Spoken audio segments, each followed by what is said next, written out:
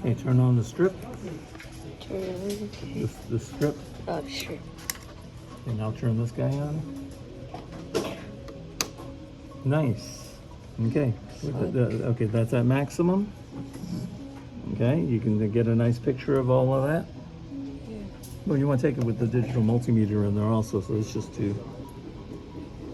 Okay, good. Take that picture. Oh, you're on video. All right. That's very nice. Now go ahead and turn it to minimum. So the power supply goes on very smoothly until it gets to 8 It'll volts. probably go to like 4 volts before. Yeah. Let's hold it at 4.5. Otherwise, the display goes away. Okay, 4.1 there, and it shows 4.16 over here.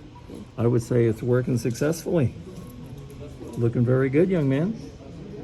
Good job. High five. All right. Look at that. Okay, very nice. Okay, so now you can, you're done with your video, my friend. Yes.